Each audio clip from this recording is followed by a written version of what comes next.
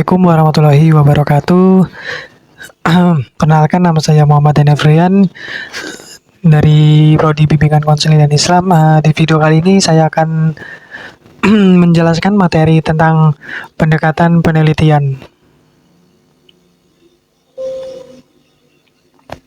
Oke, di sini ada definisi pendekatan penelitian ya.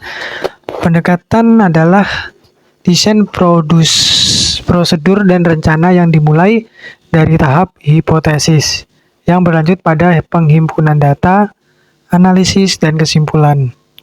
Sejatinya pendekatan penelitian telah diklasifikasikan menjadi dua. Yang pertama itu ada pendekatan analisis dan penghimpunan data. Pendekatan data dapat diklasifikasikan menjadi dua, yaitu ada pendekatan kuantitatif dan kualitatif. Pendekatan kualitatif sendiri ini merupakan pendekatan yang menciptakan gambaran kejadian yang diteliti secara deskriptif dan naratif. Sementara untuk pendekatan kuantitatif yaitu pengukuran secara numerik berdasarkan kejadian yang sedang diteliti maksudnya.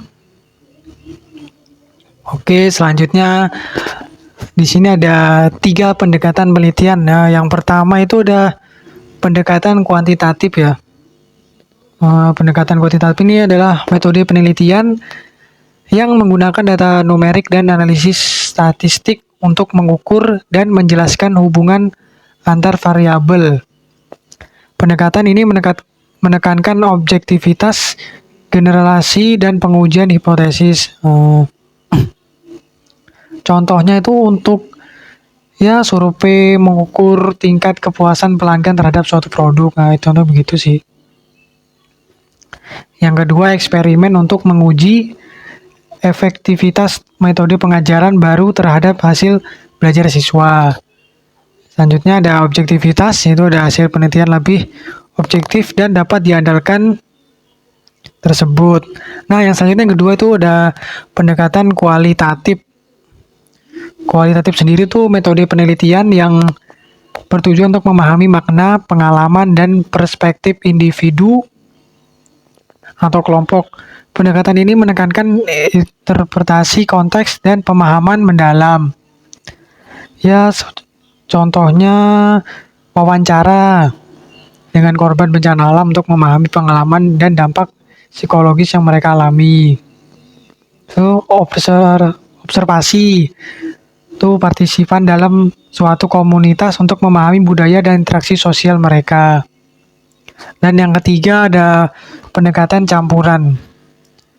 Pendekatan campuran sendiri kan metode penelitian yang menggabungkan elemen kuantitatif dan kualitatif dalam satu studi. Pendekatan ini bertujuan untuk mendapatkan pemahaman yang lebih komprehensif dan mendalam tentang fenomena yang diteliti. Contohnya ada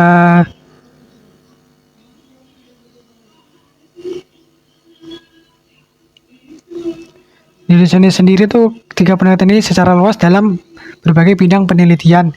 Di Kalimantan Timur, pendekatan kualitatif sering digunakan dalam penelitian tentang budaya, adat istiadat, dan kearifan lokal masyarakat adat. Slide selanjutnya ada definisi dari pendekatan penelitian. Yang pertama ada pendekatan kuantitatif. Pendekatannya tuh yang berlandaskan pada filsafat positivisme dipakai untuk meneliti atau sampel ya. Pengumpulan data menggunakan alat ukur, instrumen penelitian, analisa data bersifat kuantitatif atau statistik dengan tujuan untuk menguji dan membuktikan hipotesis yang telah dibuat atau ditetapkan. Macam-macam pendekatan metode kuantitatif terdiri atas metode survei dan metode eksperimen. Yang kedua, pendekatan kualitatif. Pendekatan ini yang lebih menekankan pada aspek pemahaman secara mendalam terhadap suatu masalah daripada melihat permasalahan untuk penelitian generalisasi. Metode penelitian ini lebih suka menggunakan teknik analisis mendalam.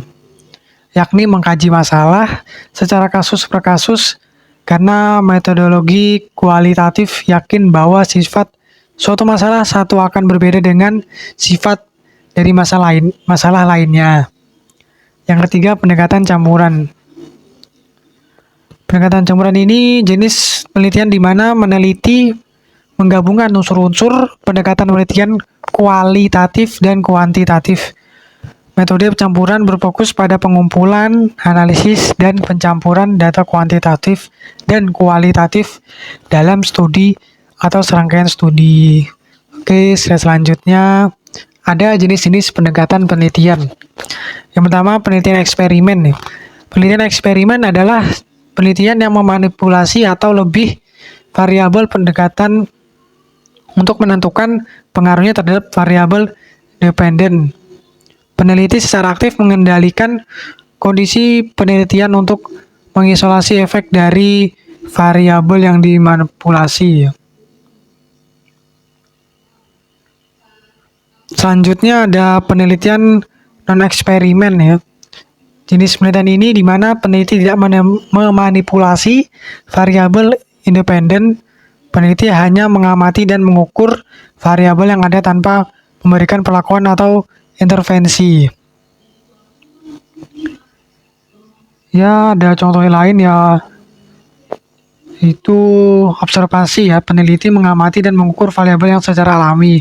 Tujuannya untuk mendeskripsikan, menjelaskan atau memprediksi hubungan antara variabel tetapi tidak menentukan hubungan yang sebab dan akibat. Nah, yang ketiga itu ada korelasi ya.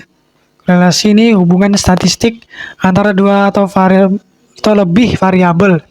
Penelitian korelasional bertujuan untuk menentukan seberapa kuat dan ke arah mana variabel-variabel tersebut berhubungan.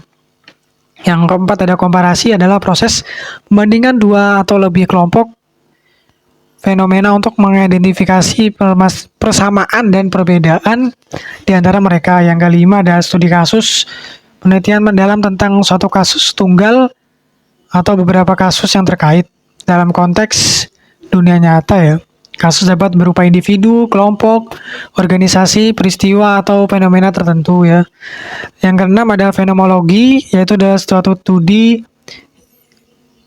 subjektif individu tentang suatu fenomena yang bertujuan untuk memahami esensi dari pengalaman tersebut.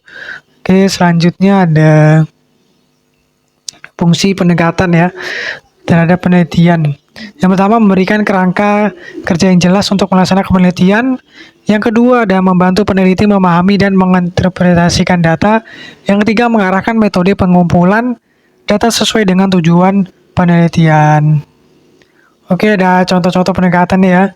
Sama aja sih, pendekatan kuanti.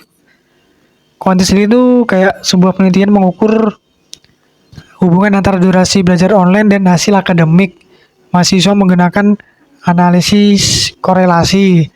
Nah, untuk kualitatif sendiri, studinya tentang persepsi masyarakat terhadap pembangunan infrastruktur melalui wawancara dalam dengan penduduk setempat. Yang ketiga itu yang campuran, penelitian mengevaluasi dampak kampanye media sosial terhadap kesadaran lingkungan menggunakan survei kuanti dan analisis isi komentar media sosial dengan kualitatif.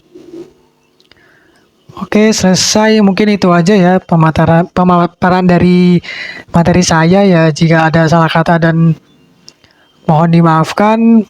Wassalamualaikum warahmatullahi wabarakatuh.